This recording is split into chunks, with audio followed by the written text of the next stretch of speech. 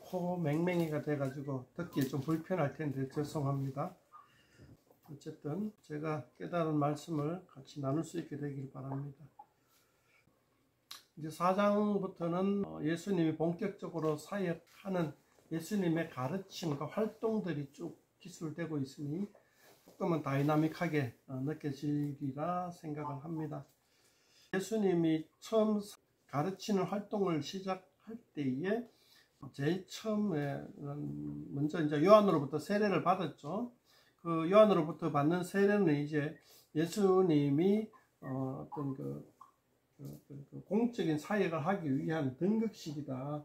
이렇게 이해를 하면 좋은데, 그러고 난 다음에 바로 활동을 하신 것이 아니라 어떤 40일 동안 금식기도 들어간 거예요. 그 금식기도 할 때에 이제 마귀에게 시험을 받는 장면이 1절에서 13절까지 이렇게 나옵니다. 요 마태복음에서도 거의 동일한 게 이제 사건을 기록하고 있지요. 그래서 마태복음과 이렇게 비교해 보면은 조금 좋을 듯 해요. 이제 우리가 요 에피소드는 되게 잘 알고 있는데 마귀가 세 가지 시험을 하잖아요. 세 가지 시험을 하는데 마태복음과는 이제 시험하는 순서가 약간 달라요, 그죠? 일단은 마태복음 순서는 둘째 치고 여기 본문부터 한번 봅시다. 첫 번째는 마귀가 여기서 마귀라 하는 거는 또 이렇게 사탄, 히브리 말로는 사탄이라 그러죠. 사탄으로 이제 지칭을 하는데, 그러니까 이제 잡귀신이 아니고 대장귀신이다, 이런 정도로 생각하시면 되겠습니다. 마귀에게 시험을 받으시더라 해놓고 2절에 보면은 그리고 이제 예수님이 마침 40일 동안 금식기도 하니까 이제 마귀가 3절에 보면은 네가 만일 하나님의 아들이거든 이 돌들에게 명하여 떡이 되게 하라. 여기서 하나님의 아들이거든 하는 이 말 뜻이 뭐냐면은 쉽게 말하면은 네가 메시아거든.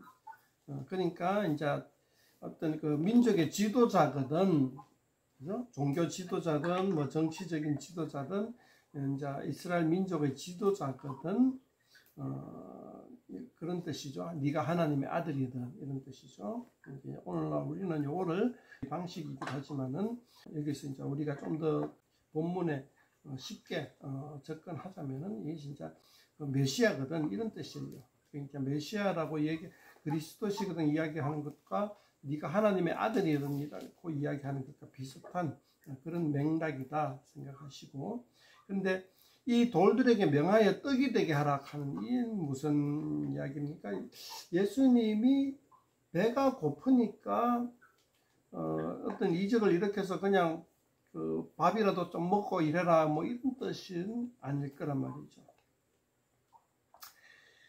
4절의 대답을 보면 사람이 떡으로만 살 것이 아니라 하였느니라. 여기서 사람이 한 거 이렇게 이야기하면은, 그러니까 메시아 하나님의 아들이란 지도자에게 대장 귀신이 질문을 던진 게 돌들로 떡이 되게 하라 하는 것은 어떤 민족 지도자로서 민족의 먹거리를 해결하라 이런 식의 질문으로 우리가 이해를 하면 좋겠다는 거죠. 다른 데 보면은 모세는 우리에게 광야에서 만나를 주셨습니다. 당신은 우리에게 무엇을 줄 것입니까? 하는 어떤 그 사람들의 질문이 나와요. 그러니까 무릇 민족의 지도자라면은 민족의 민생을 해결해야 된다, 이런 뜻이죠. 그런데 예수님이 어떻게 대답합니까? 떡으로만 살 것이 아니다 했어요. 여기서는 떡으로만 살 것이 아니다 했고, 마태복음에는 하나님의 말씀으로 살 것이냐랑 같이 되어 있는데 떡으로만 살 것이 아니다, 이게 무슨 말이에요? 뭐 우리는 이제 떡도 중요하지만은 떡 갖고 모든 게 해결 아니다, 반찬도 먹어야 된다, 뭐 이런 식으로 우스갯소리를 하는데, 누가복음은 궁극적으로 가난한 자, 소외된 자들의 복음이다 라는 콘셉트이 가지고 있음에도 불구하고 떡으로만 살 것이 아니다, 이렇게 얘기하는 거예요. 오늘은 우리는 잘 알고 있습니다. 사람이 먹거리만 해결해가 될 것이 아니라 삶에 있어서 다양한 것들이 충족되어야지만 사람이 살아간다는 것을 어느 정도 알고 있어요. 현대인들은. 자, 여기서는 4절의 말씀은 우리가 어느 정도 그 지혜가 있기 때문에 우리가 잘 해석을 할 수가 있어요. 그죠? 떡이 아니라 그 안에서 사람이 이제 모여서 살 때에 단지 먹는 것만 충족해지면 되지 않고 사람은 여러 가지 필요한 것들. 오늘날 우리는 그 필요한 것들을 하면 뭐 집도 필요하고 또 뭐 옷도 필요하고 뭐 친구도 필요하고 뭐 또 여가 생활도 문화 생활도 필요하고 이런 식으로 생각하잖아요. 근데 예수님 당시에 떡 외에 뭐가 필요했을까요? 공의가 필요했던 거죠. 정의가 필요했던 거죠. 거기에 대해서는 이제 좀 말이 길어질 것 같으니까 그 정도로만 제목만 딱 달아주고 한번 우리가 같이 토론 시간이나 이런 시간에 이야기해보면 좋겠어요. 즉 그냥 먹는 것만 해결하면은 돼지죠, 그죠? 소크라테스는 이렇게 얘기했죠. 배부른 돼지보다 배고픈 뭐가 된다고? 뭐 그런 것처럼 먹는 것만 해결해 가지고는 사람의 구실을 못한다 이거죠. 그런 측면에서 우리가 이렇게 4절 말씀을 한번 생각해 볼 수가 있다는 거죠. 근데 자, 요거를 질문은 누가 했습니까? 귀신 대장이 뭐죠? 그러니까 우리를 유혹하고 우리를 나쁜 길로 인도하고 우리에게 나쁜 마음이 생기게 하고 그릇된 길로 인도하고 자꾸 뭐라 할까 사람의 어떤 나쁜 측면을 불러일으키는 유혹하는 그런 영이라 생각할 수가 있잖아요. 그런 영이 돌돌로 떡덩이가 되게 하라 하는 이 요구사항은 우리에게 예수님에게 민족의 지도자가 될 하나님의 아들에게 어떤 유혹을 하는 겁니까? 이게 하나의 유혹이다 말이죠. 나쁜 마음을 불러일으키는 유혹 중에 하나라고. 그러면 돌이 떡이 되게 하라 하는 이 말은 무슨 유혹이냐 이거죠. 무릇 민족의 지도자라면은 민족의 먹거리를 민생을 해결해 달라 뭐 이런 게 왜 유혹이 되냐고요. 그러니까 예수님은 먹거리도 해결해 주겠지만은 그보다 더 궁극적으로 가난으로부터의 탈피보다 더 궁극적으로 부정의로부터 정의를 구현하기 위해서 와주셨다는 거죠.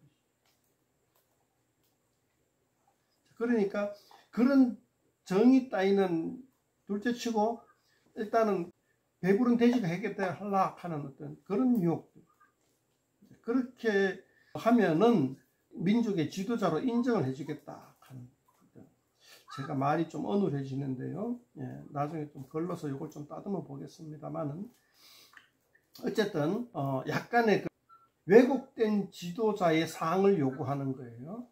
옛날에 전 대통령 이명박 씨가 대통령 후보로 나와서 공약 중에 하나가 서울 집값을 올려주겠다는 거였어요. 그래서 서울 사람들의 표를 왕창 얻어냈어요. 그럴 때 저는 속으로 안타까웠어요. 저렇게 해서 표를 구걸하고 서울의 집값을 올리면 나라 경제는 똥망이 될 텐데.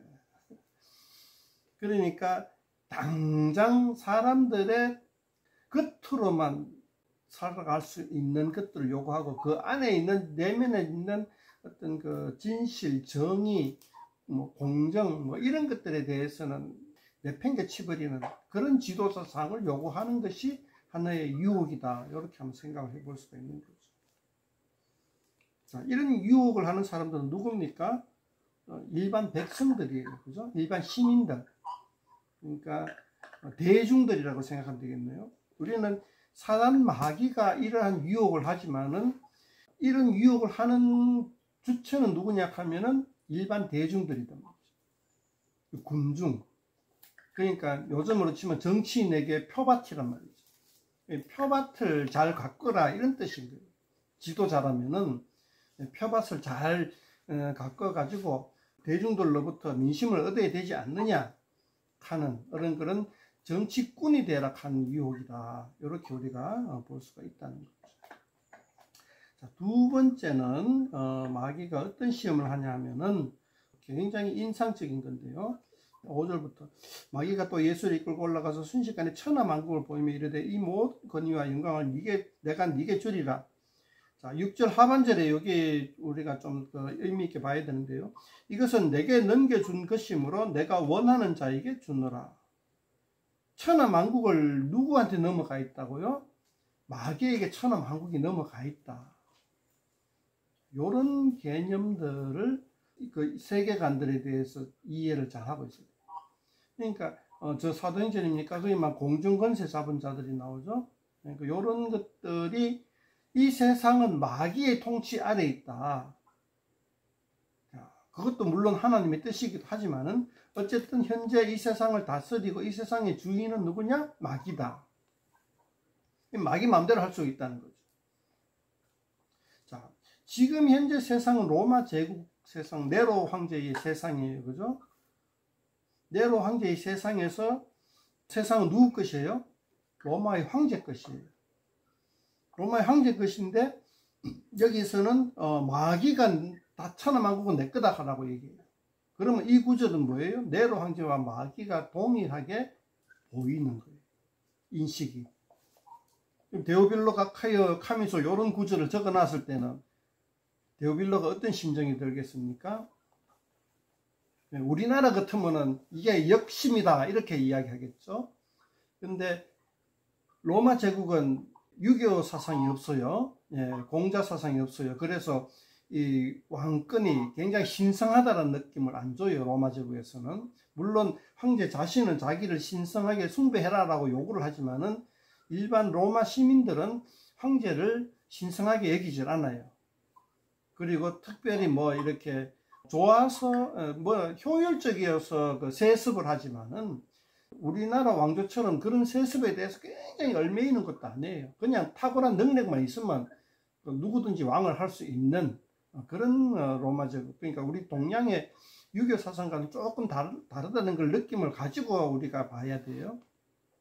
그래서 이 네로를 마귀와 동일시하는 이런 느낌 속에 이거는 역심이라는 것이 아니라 역시 이제 네로도 맛이 갔어.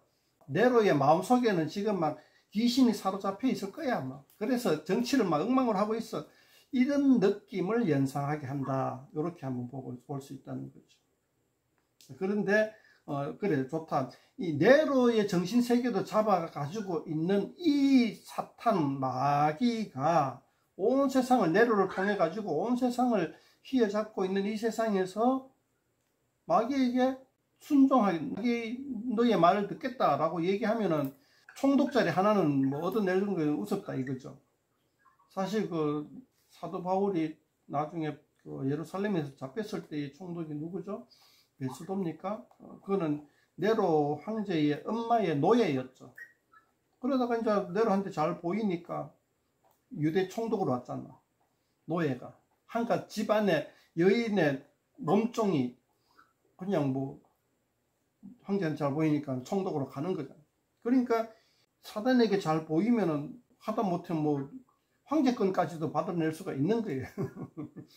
자, 그렇게 나를 섬겨라 했을 때 8절 예수님이 대답하기를 주 너의 하나님께 경배하고 다만 그를 섬기라. 네로 황제를 그 사단을 섬기는 것하고 하나님을 섬기는 것하고 뭐가 차이가 있어요?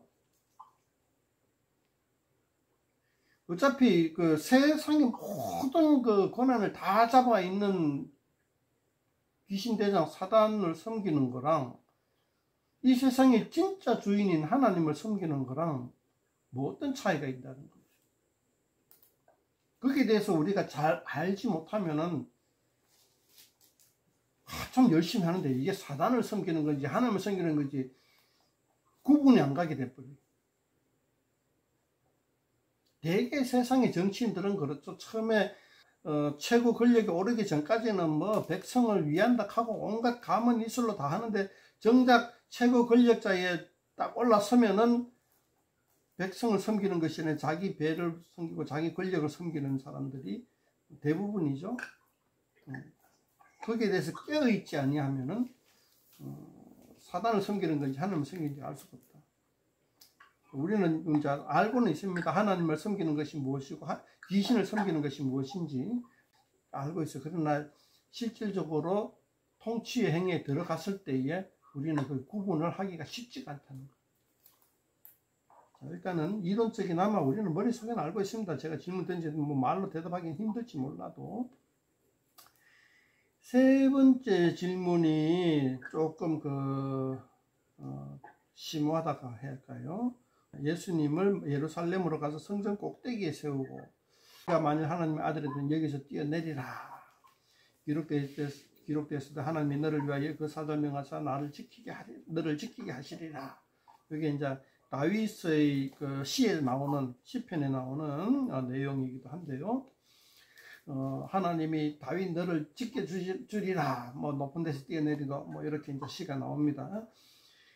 그걸 인용을 하면서 예수님을 지켜줄 것이다 라고 마귀가 얘기하면서 뛰어내리라. 그럼 예루살렘 성전에서 왜 뛰어내려요? 그게 왜 유효한 유혹이 되느냐고요. 거기에 대해서 생각을 해봐야 돼요. 자, 예루살렘 다른 데가 아니고 만약 광야에도 절벽이 많아요. 광야에서 시험받는 광야에서 거기서 뛰어내리면 되지, 굳이 예루살렘 성전까지 데리고 가서 뛰어내려 한 이유가 뭘까요? 군중 심리죠. 많은 사람들이 보는 데서 착 슈퍼맨처럼, 스파이더맨처럼 뛰어내려 가지고 다 하나님 받아주시는 걸 보면은 사람들이 뭐 박수를 막 치겠죠. 그죠? 그러니까 하나의 어떤 그 초능력을 보여줘라는 얘기죠. 자, 여기서 이제 이렇게 유혹을 하는 주체가 누군지를 한번 살펴보면 또 굉장히 유익해요. 첫 번째 유혹을 하는 주체가 누구라 그랬죠, 제가? 일반 시민들, 대중들, 그죠? 군중들, 대중들, 시민들이라는 이 사람들이 우리 먹거리를 해결해 달라 그러면 하나님의 나를 인정해 주겠다. 이런 식으로 이제 그 군중들이 유혹을 하는 거예요. 두 번째는 누가 유혹을 하는 거죠? 권세자가 유혹을 하는 거죠. 권세자. 그러니까 우리 영적으로는 이게 사단인 줄 알지만은 실질적으로는 세상의 권력자들과 타협하라는 얘기죠. 네로와 같은 사람과 타협을 하고, 뭐 총독이나 뭐 이런 기존의 권세자들, 권력자들하고 타협을 해라는 거죠. 그럼 유혹이 누구예요? 권력자들이 야, 너 나하고 손잡자. 네가 그렇게 인기가 좋으니까 나하고 손잡아서 좀 이 세상에서 좀 한몫 잡고 하자. 뭐 이런 식으로 유혹을 하는 거예요. 권세자와 나하고 손잡자라고 하는 권세자가 유혹을 하는 거예요. 세 번째는 누가 유혹을 해요? 이거는 이제 제가 봤을 때는 군중의 지도자들, 그러니까 바리새인, 사두개파 같은 대제사장 같은 이런 어떤 사람들이죠. 어느 정도 그러니까 완전 최고 권력자는 아닌데도 불구하고 나름대로 어떤 사람들을 이끌고 가고 있는 그런 사람들, 그러니까 마음으로 이끌고 있는 지도자들이다. 사람들의 인정을 받고 있는 지도자들. 그 사람들이 예수님의 어떤 하나의 소영웅을 만들고 싶은 거죠. 소영웅이 되라, 이런 뜻이죠. 그러니까 이 구절의 세 번째 질문은 이제 영웅주의라는 거죠. 영웅주의라는 것이고, 그 다음에 우리가 또 살펴볼 거 마태복음과는 이제 두 번째, 세 번째가 바뀌어 있어요. 이 마태복음에서는 그러니까 세 번째가 세 번째 비유가 세 가지 비유 중에 세 번째 비유는 뭐죠? 문학적으로 마지막에 딱 비유 드는 게 그래도 좀 중요하게 보이잖아요. 세 가지 비유 중에 세 번째 마지막 비유 딱 넣으면은 세 번째가 그래도 딱 하이라이트 아니에요, 그죠? 그렇게 생각했을 때에 누가복음에서는 세 번째로 네가 만약 하나님의 아들에 대한 성전 꼭대기에서 뛰어내리라 하는 요게 하이라이트다. 이렇게 우리가 한번 생각해 볼 수가 있고요. 그러면은 이 소영웅주의를 갖다가 이제 하이라이트로 봤을 때에 이제 로마의 세계관에서 이 영웅주의가 얼마나 중요한 것인가 우리가 한번 생각해 볼 수가 있다는 거예요. 무언가 지도자가 되려면은 어떤 영웅적인 행동을 하라, 이런 얘기죠. 그랬을 때에 예수님은 사실 우리가 알고 있다시피 이 복음서와 사도행전을 다 읽어봐도 어떤 로마 세계관적인 관점으로 영웅이라고 칭할 만한 행위를 하지를 않아요. 예수님도 그렇고 사도 바울도 그렇고. 로마의 관점으로 봤을 때, 세상의 관점 봤을 때에 영웅주의에 빠지진 않아요.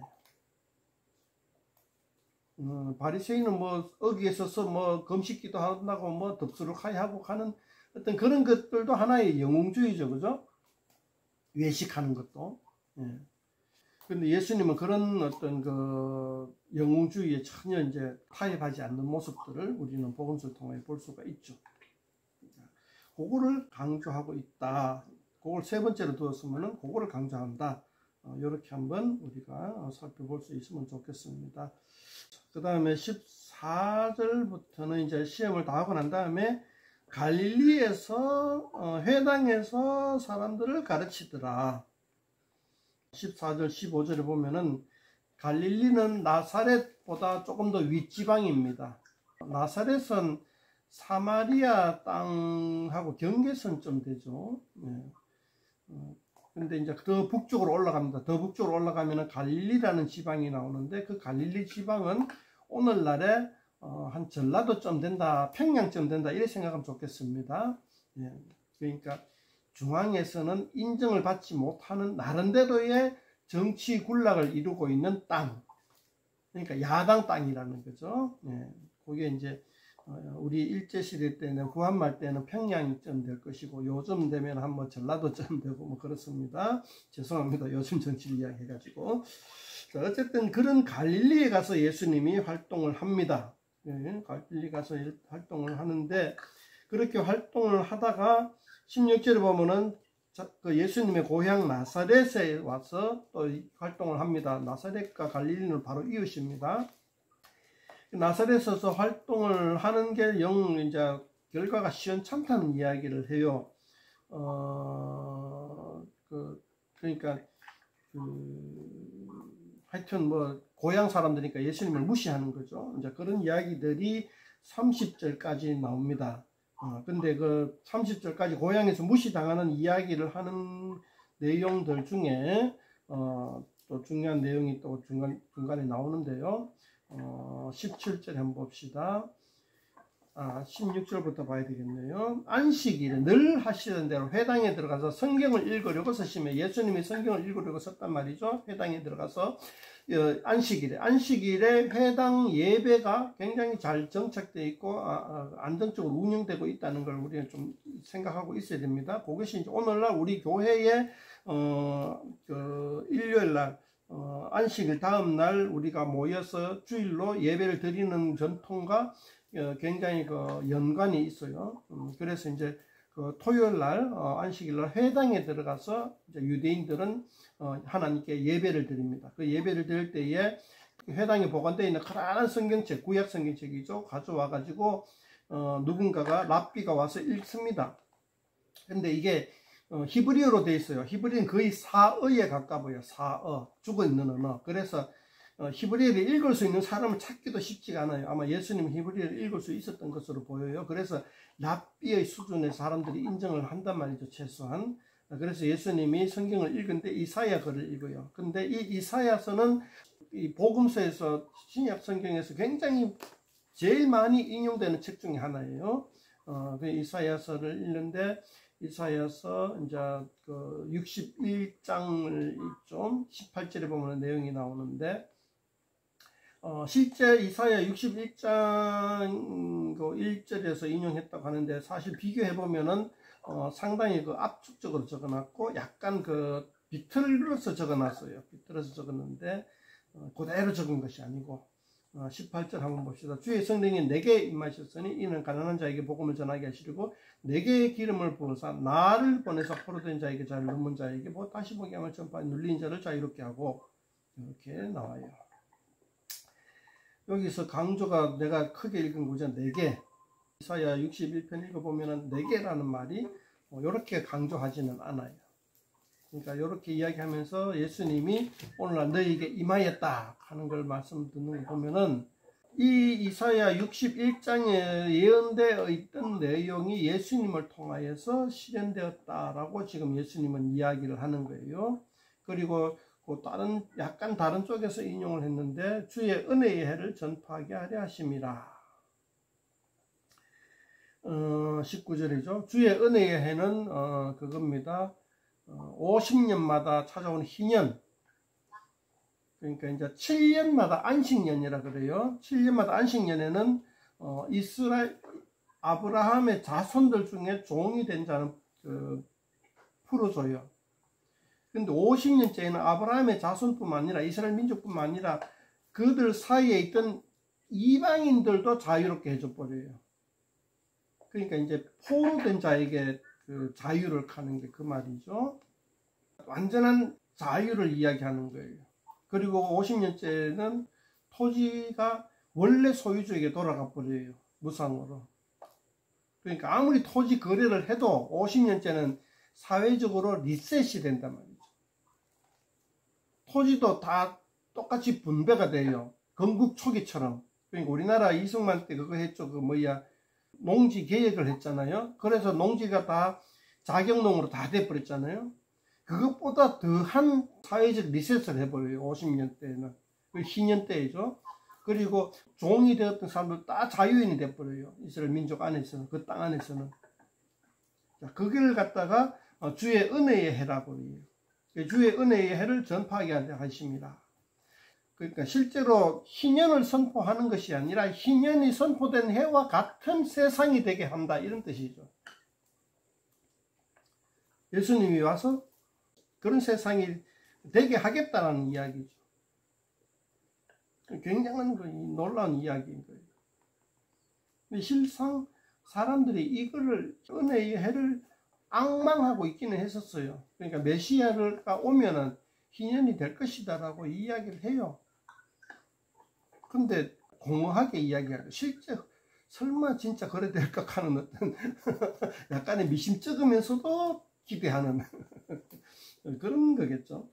그런 식으로 하다가 예수님이 회당에서 안식일 예배 때에 이사야서를 읽고, 그리고 그 말씀을 읽고는 약간의 그 첨언을 해석을 좀 해주잖아요. 명색이 랍비가 읽고만 마는 게 아니고, 읽는 사람 따로, 해석하는 사람 따로, 해석하는 사람이 누가 정해진 것도 아니에요. 누가 손들고 저요, 저는 이 말씀이 이렇게 생각됩니다 하고 손들은 사람이 이야기하는 게, 그 손들은 사람 중에 한 사람이 또 사도 바울이기도 해요. 자, 그게 안식일 예배의, 해당 예배의 어떤 전통적인 모습인데, 예수님 자신이 이제 성경을 읽고 그걸 해석을 합니다. 해석을 하는데 어떻게 해석하냐? 이 글이 오늘날 너희 귀에 응했다. 21절에. 이 예언의 말씀이 오늘날 성취되었다라고 얘기합니다. 그러니까 사람들이 수근수근거려. 저 사람이, 저 랍비가 무슨 얘기를 하냐? 상황을 보니까는 이사야서에 있는 저 예언의 말씀이, 그 예언의 주인공이 자기라고 이야기하는 것 같은데 뭔 엉뚱한 소리 하냐 하면서 수근수근 되는 거예요. 그러면서 하는 말이, 저놈은 저 요셉의 아들이 아니냐, 이렇게 22절에 보면 그렇게, 마지막에 보면 22절에 그렇게 요셉의 아들이 아니냐. 요셉이 누구냐 하면은 목수잖아요. 그러니까 목수는 농경사회에서 더 떨어지는 일, 그죠? 우리 조선에서도 기술자가 많이 좀 하급이잖아요. 그 사회에서도 마찬가지죠. 사회적 레벨이 한참 떨어지는 사람인 그 목수는. 농사 짓는 사람이 중산층이고, 농사 짓지 않고 기술로 먹고 사는 사람은 한참 더 아래에 있는 취급받는 사람들. 그 목수의 아들이 아니냐 하는 말은 완전히 그 사회적으로 저쪽에 저 아래급에 있는 사람 취급하는 거죠. 그런데 와가지고 랍비 흉내를 내고 있으니 사람들이 좀 우습게 생각하는 거죠. 그럴 때에 예수님이 23절부터 이야기하면서 이제 선지자가 고향에서는 대접을 못 받는다라고 이야기합니다. 그까지가 30절까지인데, 이 이야기가 주는 어떤 그 이미지를 갖다가 또 생각을 해야 됩니다. 그냥 이렇구나, 예수님이 대접을 못 받았구나 하는 정도에서 그치는 것이 아니라, 요거를 데오빌로가 들었을 때 어떤 느낌이 듭니까? 처음에 예수란 사람이 누구냐? 저 로마의 참 변방에 있는 유대 땅에서 태어나가지고 좀 이렇게 약간의 어떤 센세이션을 일으키는 세례 요한보다는 좀 덜 하지만 그래도 센세이션을 일으킨 지도자 중에 한 사람인데 뭐 좀 일어서려고 하다가 그냥 사형 당한 사람. 예수님이 일에게 그렇잖아요. 자, 그러니까 별 볼 일 없는 사람 이런 식으로 생각을 했단 말이죠. 근데 그런 식으로 생각을 한 게 뭐냐? 선지자가 자기 고향에서 대접을 못 받는 어떤 그런 메커니즘과 비슷한 메커니즘 속에서 예수님을 인정하지 못하겠다 하는 어떤 그런 느낌. 그래서 이런 선입견을 버리고 내가 예수라는 인물에 대해서 한번 봐야겠다 하는 것으로 시각을 돌이킬 수 있게끔 하는 장치가 아니냐, 이렇게 한번 우리가 생각해 볼 수도 있다는 거죠. 오늘날 우리도 마찬가지죠. 예수님을 믿지 못하는 사람이 예수님에 대해서 뭐라고 생각을 하겠습니까? 다양하게 생각을 할 수가 있어요. 별 볼 일 없는 사람으로 생각할 수가 있죠. 그리고 약간 뭐 좀 존중할 사람은 뭐 성인 중에 한 사람 뭐 이 정도로도 생각할 수가 있겠지만은 어쨌든 많은 사람들은 뭐 우리나라 뭐 동양 철학의 메인 사람들은 뭐 석가모니나 뭐 공자나 뭐 맹자나 같은 사람보다 좀 급이 떨어지는 정도, 뭐 서양에서 철학자가 나와봐야 뭐 카게스하고 소크라테스를 더 쳐주겠지, 뭐 플라톤을 더 쳐주지 예수님을 쳐주겠어요? 뭐 그런 식으로 좀 뭐라 할까 하찮은 사람으로 보는 그런 경향들이 있단 말이죠. 예수님에 대해서. 그렇게 됐을 때에 우리는 그런 그 관점들에 대해서 버릴 수 있도록 우리가 여러 가지 말을 좀 준비해 놔야겠죠. 여기서 누가는 이런 걸 통해서 이 누가복음을 읽는 사람한테 그런 선입견들을 버리고 예수님 한번 보자 라는 식으로 이제 이야기하고 있다. 이렇게 한번 생각해 볼 수가 있겠습니다. 시간이 많이 지났으니까 여기까지만 한번 좀 이야기를 해볼까요? 30, 그 다음부터는 또 다음 주에 한번 해봅시다. 제가 이야기를 하면서 많이 좀 빠뜨린 것 같아요. 제가 하면서도 어쨌든 빠뜨린 부분도 생각나면 좀 이야기해 주시고, 질문사항 있으면 질문하시고, 또 반론 있으면 또 제가 이야기한 게 그게 아닌데요 하는 부분이 있으면 이야기도 해주시고 하면 고맙겠습니다.